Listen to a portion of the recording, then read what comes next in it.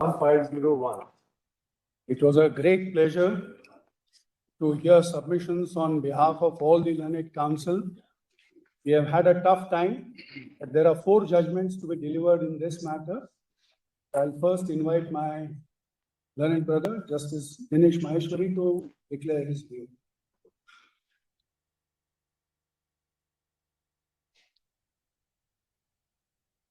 With reference to the questions which we had formulated, and thereafter with reference to the submissions made by all the learned council, these are the 3 major issues, or rather 3 major points for determination formulation as to whether reservation is an instrument for inclusion of socially and educationally backward classes to the mainstream of society, and therefore reservation structured singularly on economic criteria violates the basic structure of the Constitution. B, as to whether the exclusion of classes covered under Articles 15.4, 15.5, and 16.4 from getting benefit of reservation as economically weaker sections violates the Equality Code and thereby the basic structure doctrine. C, as to whether reservation for economically weaker sections of citizens up to 10% in addition to the existing reservations results in addition of basic structure on account of reaching the ceiling limit of 50%. These points for determination have been dealt with reference to the relevant constitutional provisions, doctrine of basic structure and constitutional amendments. Thereafter, the segments of the judgments are expanding doctrine of equality, affirmative action by reservation, exception to the general rule of equality, economic disabilities and affirmative action, whether economic criteria as sole basis for affirmative action violates basic structure, EWS reservation not availing to certain classes, whether violates basic structure, breach of 50% ceiling of reservations and basic structure, and then there are other factors and submissions. After having dealt with these aspects, the conclusions are as follows. For what has been discussed and held herein above, the points formulated in paragraph 31, I just read that, are answered as follows. Reservation is an instrument of affirmative action by the state so as to ensure all-inclusive march towards the goals of an egalitarian society while counteracting inequalities. It is an instrument not only for inclusion of socially and educationally backward classes to the mainstream of society, but also for inclusion of any class or section so disadvantaged as to be answering the description of a weaker section. In this background, reservation structured singularly on economic criteria does not violate any essential feature of the Constitution of India and does not cause any damage to the basic structure of the Constitution of India. B,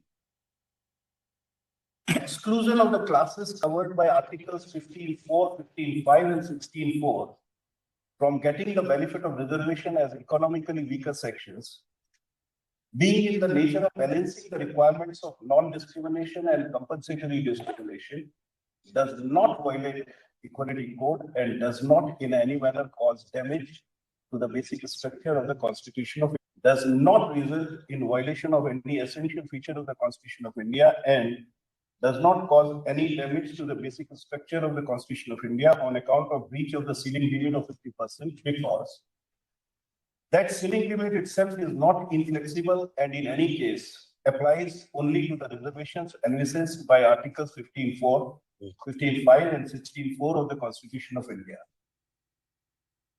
Not much of the contentions have been urged in relation to the impact of the amendment in question on admissions to private unaided institutions. However, it could at once be clarified that what has been observed herein above in relation to the principal part of challenge to the amendment in question, read with the decision of this court in Pramati Trust, the answer to the issue framed in that regard would also be against the change. Accordingly, and in view of the above, the answers to the issues formulated in these matters are as follows. One, the 103rd Constitution Amendment cannot be said to breach the basic structure of the Constitution by permitting the state to make special provisions, including reservation, based on economic criteria. Two, the 103rd Constitution Amendment cannot be said to breach the basic structure of the Constitution by permitting the state to make special provisions in relation to the admission to private unaided institutions. Three, the 103rd Constitution Amendment cannot be said to breach the basic structure of the Constitution in excluding the SEBCs, OBCs, SCs, STs from the scope of EWS reservation. Consequently, the transferred cases, transfer petitions, read petitions, and the petition for special leave appeal forming the part of this batch of matters are dismissed. Our acknowledgements while closing on this reference, sincere thanks and compliments deserve to be placed on record for the learned counsel for the respective parties, their associates and their researchers, and also all the constructive contributors whose erudite and scholarly presentation of respective viewpoints has rendered invaluable assistance to this court in shaping the formulations herein. Thank you. I'll now invite Honorable Justice Bela Trivedi to place her view. I have concurred with the opinion of Brother Justice Maheshwari. However, have penned down certain my views also. I'll just read them out. As well settled, it must be presumed that the legislature understands and appreciates the needs of its own people. Its laws are directed to the problems made manifest by experience, and its discriminations are based on adequate norms. Therefore, the constitutional amendment could not be struck down as discriminatory if the state of facts are reasonably conceived to justify it.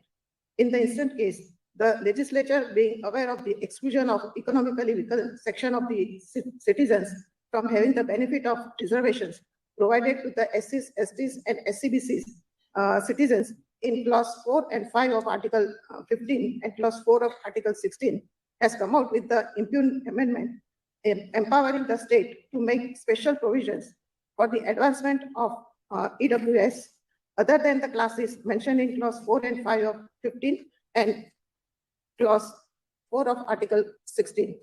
The impugned amendment enabling the state to make special provisions for EWS of citizens other than SCs, STs, and SCBCs is required to be treated as an affirmative action on the part of the Parliament for the benefit of and for the advancement of the EWS of the citizens.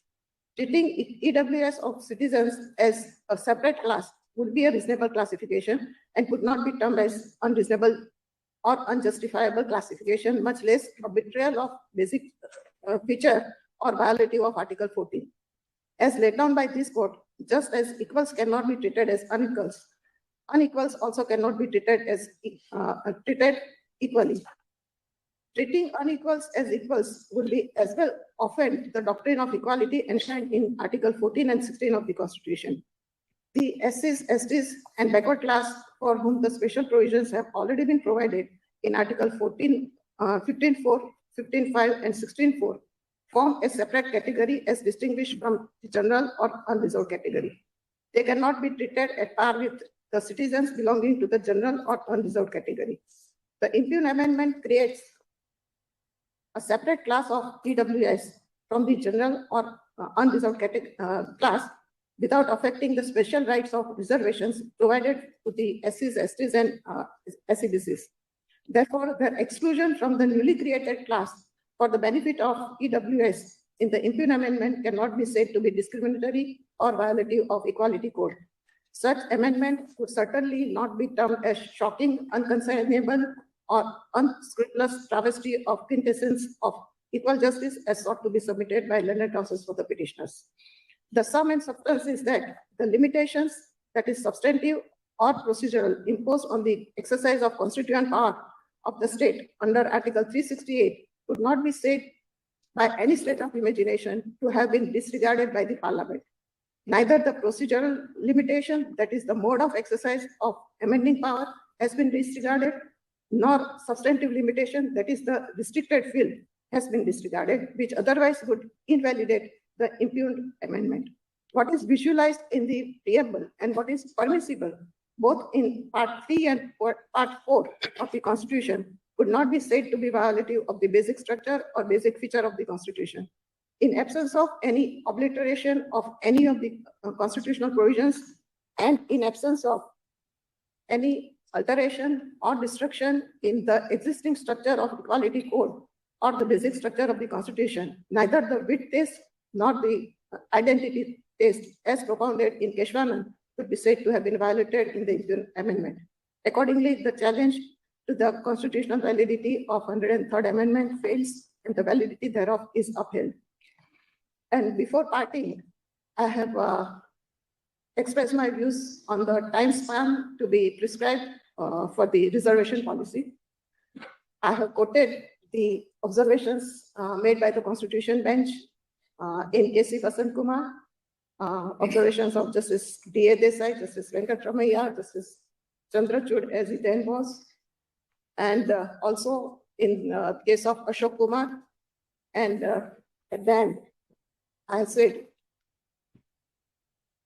what was envisioned by the framers of the Constitution, what was proposed by the Constitution Bench in 1985, and what was sought to be achieved on the completion of 50 years of the advent of the Constitution, that is, the policy of reservation must have a time span, has still not been achieved even till this day. That is, till the completion of 75 years of our independence. It cannot be gainsaid that the age-old caste system in India was responsible for the origination of this reservation system in the country.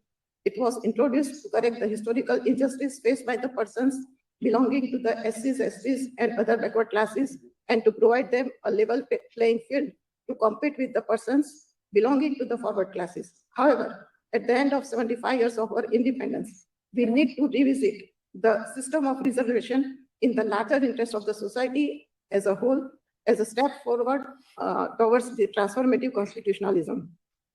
Be it noted that as per Article 334 of the Constitution, the provisions of Constitution relating to the reservation of seats for SCs and STs in the House of People and in the legislative assemblies of the states would cease to have effect on the expiration of the period of 80 years from the commencement of the Constitution. The representation of Anglo-Indian community in the House of Parliament and in the legislative assemblies of the state by nomination has already ceased by virtue of 104th Amendment, that is with effect from 25th January 2020. Therefore, similar timeline, if prescribed, for the special provisions in respect of the reservations and representations provided in Articles 15 and 16 of the Constitution, it would be a way forward leading to an egalitarian, casteless, and classless society. Thank you so much.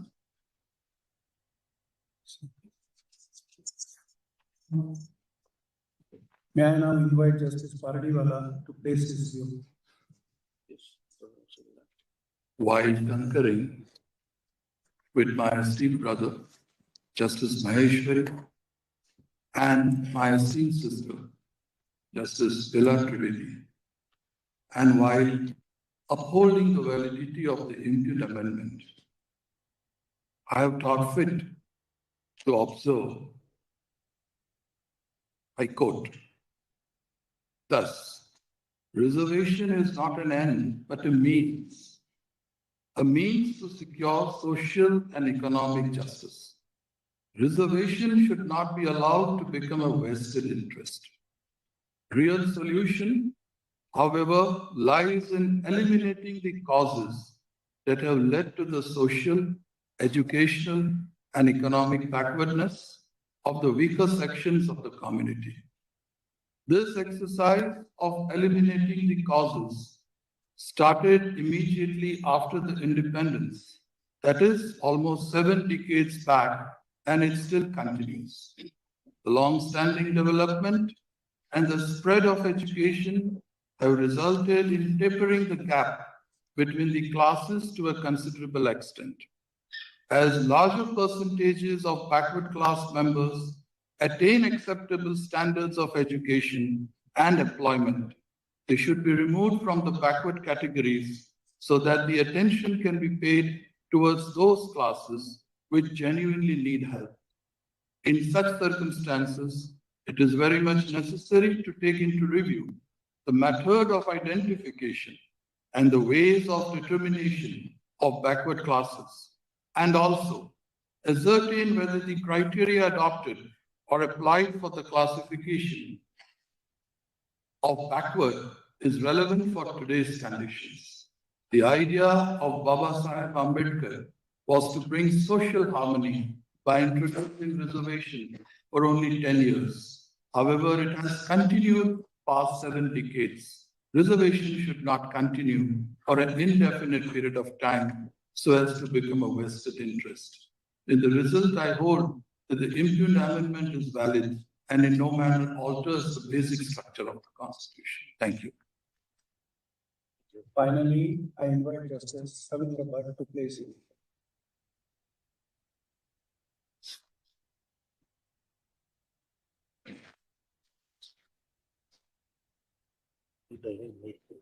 I regret my inability to concur with the views expressed by the majority opinion on the validity of the 103rd Amendment on question number 3, since I feel, for reasons set out elaborately in the following opinion, that this court has for the first time in the seven decades of the Republic sanctioned an avowedly exclusionary and discriminatory principle. Our Constitution does not speak the language of exclusion. In my considered opinion, the amendment by the language of exclusion undermines the fabric of social justice and thereby the basic structure.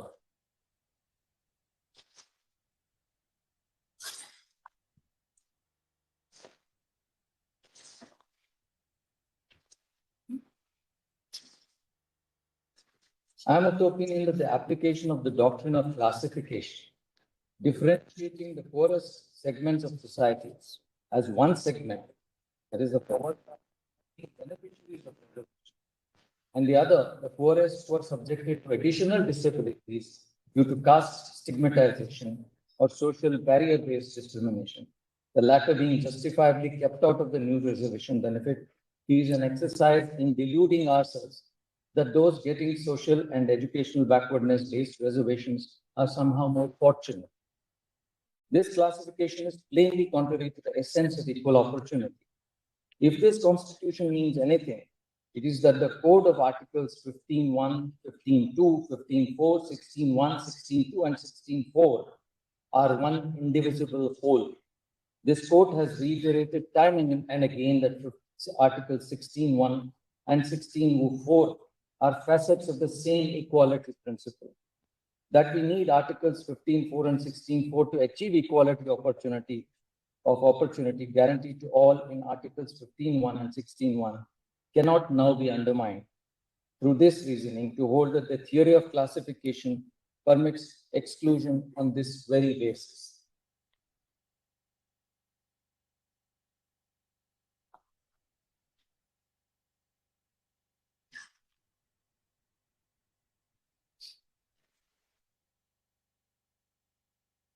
The characterization of including the poor, that is, those who qualify for economic eligibility, among those covered under Articles 15.4 and 16.4 in the new reservations under 15.6 and 16.6 as bestowing double benefit is incorrect. What is described as benefits for those covered under Articles 15.4 and 16.4 by the Union cannot be understood to be a free pass, but as a reparative and compensatory mechanism meant to level the field, where they are unequal due to their social stigmatization. This exclusion violates the non-discrimination and the non-exclusionary facet of the Equality Code, which thereby violates the basic structure of the Constitution. The impugned amendment creates pathways, gateways, and opportunities to the poorest segments of our society, enabling them multiple access points to spaces they were unable to go, places and positions they were unable to fill, and opportunities they could not hope even ordinarily lose due to their destitution, economic deprivation, and penury. These destitution, economic deprivation, poverty, are markers or intelligible differentia, forming the basis of the classification on which the impugned amendment is entirely premised. To that extent, the amendment is constitutionally indefeasible. However, by excluding a large section of the equally poor and destitute individuals based on their social backwardness and legally acknowledged caste stigmatization from the benefit of the new opportunities created for the poor, the amendment practices constitutionally prohibited forms of discrimination. The overarching principles under Articles 15.1, 15.2, 16.1, and 16.2 is that caste-based or community-based exclusion, that is the practice of discrimination, is impermissible. Whichever way one would look at it, the Constitution is intolerant toward discrimination and untouchability in all forms and manifestations which are articulated in Articles 15.1, 15.2, 16, 17, 23, and 24. It is equal prohibits exclusion based on past discriminatory practices. The exclusion made to the other than exclusionary cause negates these principles and strikes at the heart of the Equality Code, specifically the non-discriminatory principle, which is a part of the core of the Constitution.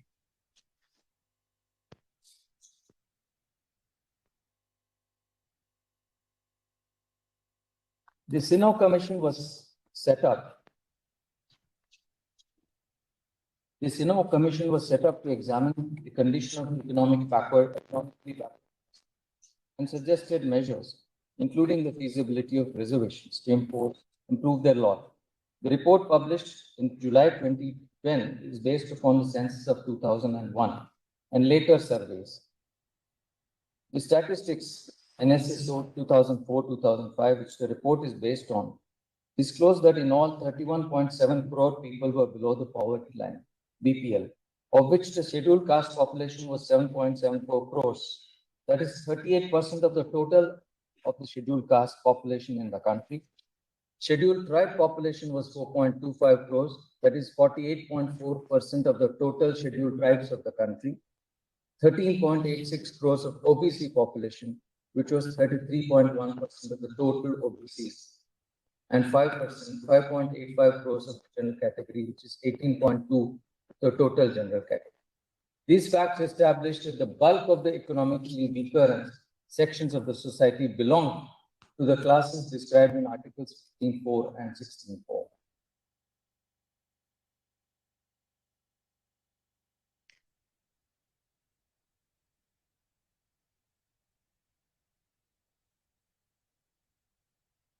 I pass on to question number 2, which is that unaided private institutions, including those imparting professional education, cannot be seen as standing out of the national mainstream. As held in Pramati and Society for Unaided Private Schools, reservations in private institutions is not per se violative of the basic structure. Thus, reservations as a concept cannot be ruled out in private institutions where education is imparted. They may not be the state or state instrumentalities, yet the value that they add is part of the national effort to develop skill and disseminate knowledge. These institutions, therefore, also constitute material resources of the community, in which the state has a vital interest and are not merely bodies set up to further private objective of their founders, unlike in the case of shareholders of the company.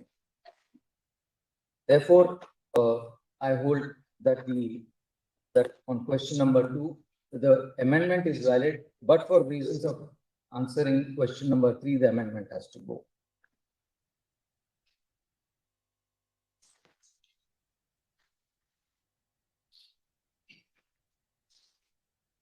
Before I sum up, I wish to address one point which the majority has dealt with, but more as a note of caution, because it is not necessary for me to deal with that aspect, which is the 50% cap. It is pertinent to note that the breach of the 50% limit is the principal ground of attack of the 76th Constitutional Amendment, 1994, which is inserted as entry 257A. The Tamil Nadu backward classes, scheduled caste and scheduled tribe reservation of seats in educational institutions under the State Act 1993. The validity of that enactment and whether the inclusion by the Constitution Amendment violates the basic structure is directly an issue in a batch of cases pending before this court. The view of the members of this bench constituting a majority that the creation of another class which can be a recipient of up to 10% of reservation over and above 50% permitted under 15.4 or 16.4 in my considered opinion, therefore has a direct bearing on the likely outcome in the challenge in that proceeding. I would therefore sound this cautionary note, since this judgment may well seal the fate of the pending litigations without the benefit of hearing in those proceedings. The last reason why I find myself unpersuaded to agree with the opinion that the amendments, by creating a different kind of criteria, have to be viewed separately, and that Indira Sani was confined to reservations under 15.4 and 16.4 is because permitting the breach of the 50% rule, as it were, through this reasoning becomes a gateway for further infractions, which in fact would result in compartmentalization. The rule of reservation could well then become the rule of equality or the right to equality, could then be easily reduced to a right to reservation, leading us back to the days of Champakam Durai Raja. In this regard, the observations of Ambedkar have to be kept in mind that reservations are to be seen as temporary and exceptional, or else they could eat up the rule of equality. The fraternal principle, I'm now summing up, the fraternal principle is deeply embedded to this nation's ethos and culture. The specific provisions which form part of the Equality Code are inextricably intertwined with fraternity as well. It is fraternity and no other idea which acknowledges that ultimately all individuals are human beings born through the same natural process, subject to the same physical limitations, and finally leave this world at an unknown time, but are sure to live. Fraternity is a concept awakens humans to the reality that despite our apparent or superficial differences, ethnic, religious, caste, gender, origin, or economic status, the institutions we create need our collective cooperation and individual commitment. Every social order invariably contains individuals with differences, be grounded on ethnicity, wealth, talent, or realization of one's abilities. The diversities abound. The idea of fraternity is to awaken to the consciousness of each member of society that our institutions which are created, the ideas that we develop, and the progress that we wish to achieve cannot be in isolation, by separation, but with cooperation and harmony. On this, I want to highlight the words of two social reformers, which demonstrate that the principle of fraternity and the ideas and values connected to it are not new, but in fact transcend time. Swami Vivekananda's message in his address to the World Parliament of Religions in Chicago on 11 September 1893 has the theme of universal brotherhood of all. The differences in religion, the exclusion of one of other would fade. He evocatively said, if anybody dreams of the exclusive survival of his own religion and destruction of others, I pity him from the bottom of my heart and point out to him the banner of every religion will soon be written, in spite of resistance, help and not fight, assimilation and not destruction, harmony and peace and not dissension. Aurobindo too was conscious of the need for fraternity. In a speech delivered in Howrah in 1909, he presciently said, again, there is fraternity. It is the last term of the gospel. It is the most difficult to achieve. Still, it is a thing towards which all religions call and human aspirations rise. There is discord in life, but mankind yearns for peace and love. This is the reason why the Gospels will preach brotherhood, which preach brotherhood, spread quickly, and excite passionate attachment. This was the reason for the rapid spread of Christianity. This was the reason of Buddha's spread in the country and throughout Asia. This is the essence of humanitarianism, the modern gospel of love for mankind. None of us have achieved our ideals, but human society has always attempted an imperfect and limited fulfillment of them. It is the nature, the dharma of humanity that it should be unwilling to stand alone. Every man seeks the brotherhood of his fellow, and we can only live by fraternity with others. To all its differences and discords, humanity is striving to become one.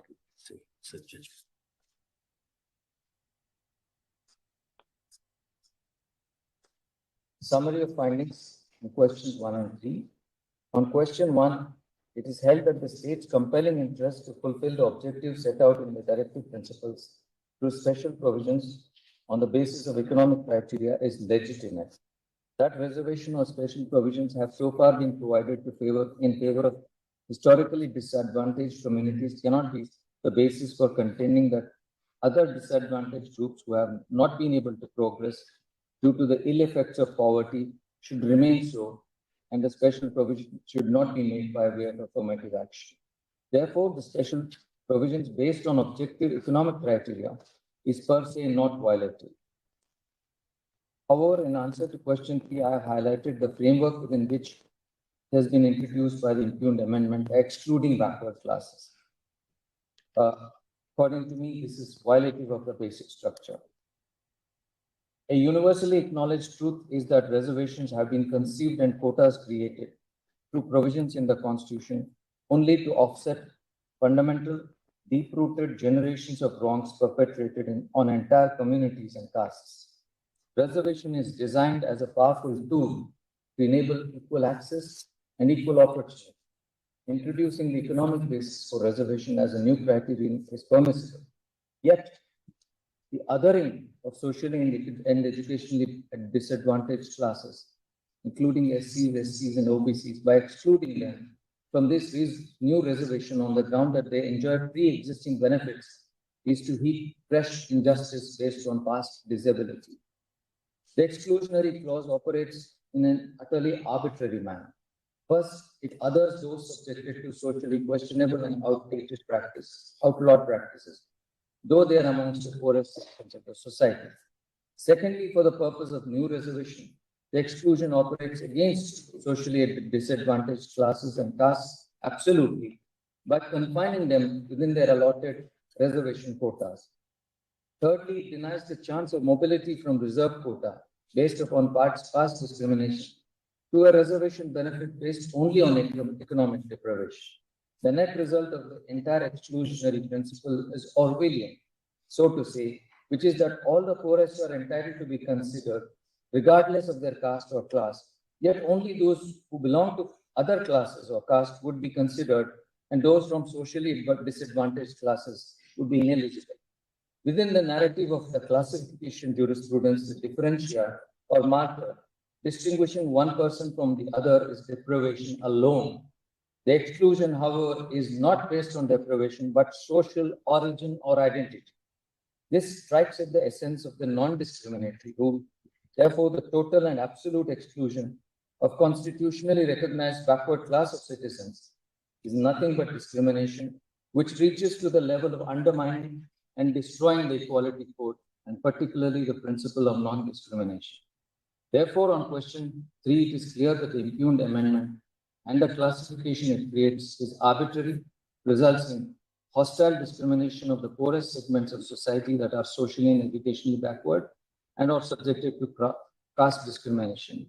For these reasons, Articles 15.6 and 16.6 are struck down and held to be violative of the Equality Code, particularly the principles of non-discrimination and non-exclusion, which form an inextricable part of the basic structure of the Constitution.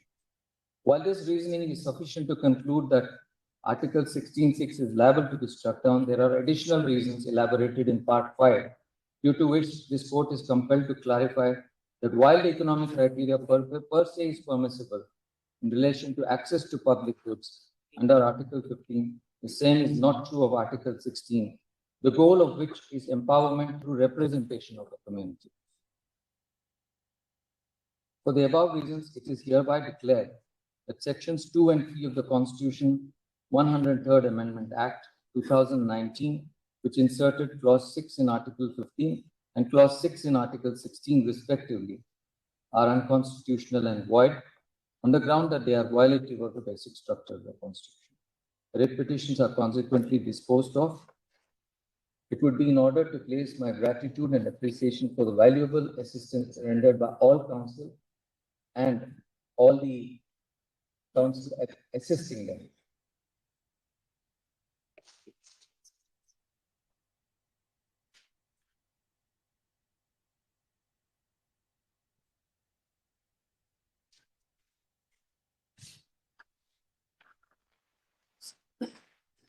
I have concurred with the view taken by Honorable Justice Ravi Thakur in its entirety. So effectively, the decision is 3-2. Oh.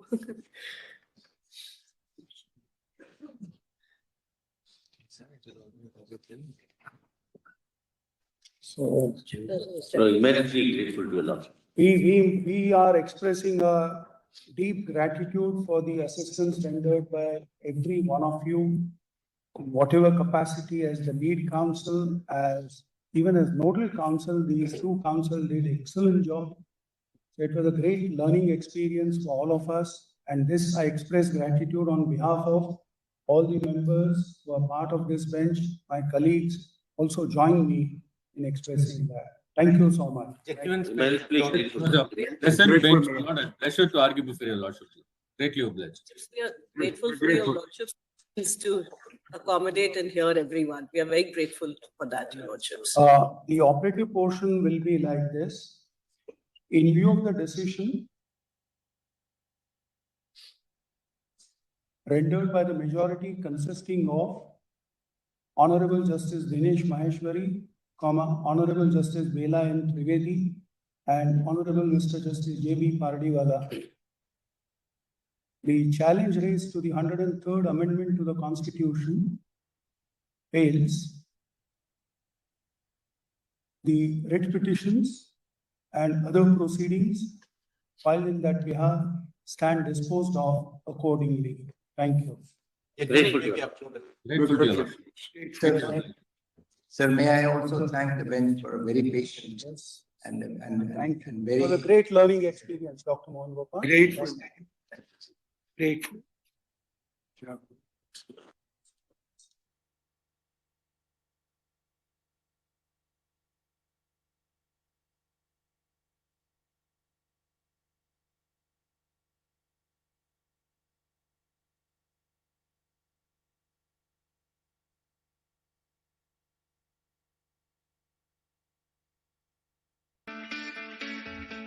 It's great to see you here. Thank you for watching our work.